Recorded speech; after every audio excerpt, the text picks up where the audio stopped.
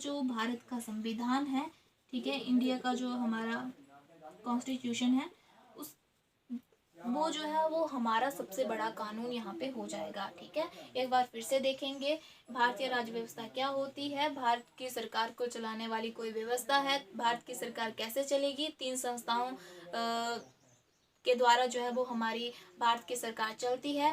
First हमारा हो जाएगा एग्जीक्यूटिव, दूसरा जो है लेजिस्लेचर एंड तीसरा हो जाएगा जुडिशरी।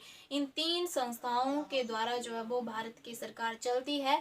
तो भारत की सरकार, जो ये तीन संस्थाएं हैं, वो किसके दायरे में रहकर काम करेंगी? जो भारत का कानून है उसके अंडर में रहकर ये काम करेंगी।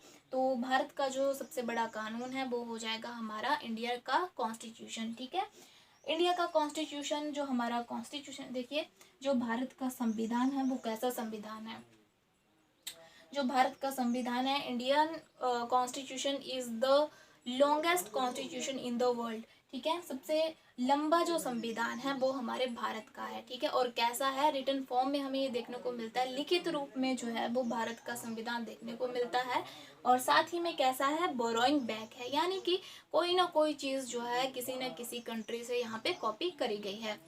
तो हमारा जो कॉन्स्टिट्यूशन है ये मिलकर बना है, जैसे कि हम आगे पढ़ेंगे, जो हमारे आर्टिकल्स हैं, ठीक है, हमारे जो पार्ट्स हैं और इसके अंदर जो शेड्यूल है, इन सभी से मिलकर जो है वो हमारा कॉन्स्टिट्यूशन जो है वो बना है।